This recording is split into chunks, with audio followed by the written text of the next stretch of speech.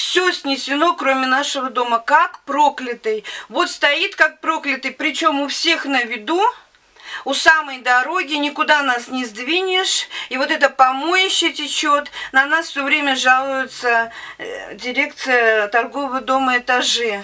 А мы что сделаем? Мы куда это все должны лить? Никакой канализации, ни воды нету. Департамент ходили.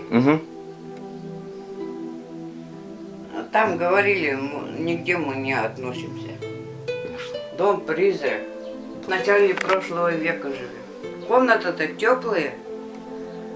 Не замерзаем в комнатах. Если как кухня была бы, давно-давно замерзли бы, умерли бы. Какие-то стройщики, они хотели переселить, тут делать гараж, говорили. А там нам предлагали какие-то двухкомнатные маленькие, где это сироток строили. Там, да? Ага, там. А нас в этом доме мы живем 7. Я в этот дом приехала 4 мая 1983 года. До этого ремонта не было. И после этого никогда ремонта не было. Каждый латает свою квартиру сам как может. Крыша у нас течет. Сейчас пойдут даже, вот снег прошел, потекло, все прошло. Сейчас пойдут дожди, будет нас затапливать. ЖЭУ никак не реагирует, никто не реагирует. Мы куда только не писали. В 1988 году у нас делегация 6 человек от дома ходила к Бородину Павлу Павловичу. И он клятвенно обещал, что до конца года наш дом будет снесен, что мы аварийные, что мы под снос. Сам Павел Павлович в 1988 году до конца года уехал в Москву.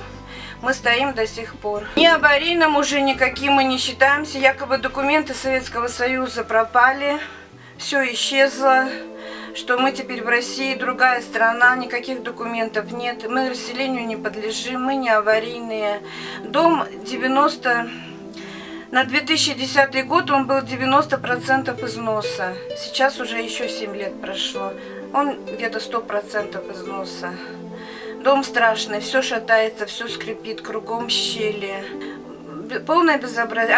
Антисанитария во дворе ужасная. У нас даже подъезды никто не ремонтировал. До 90-го года в нашем доме был только водопровод.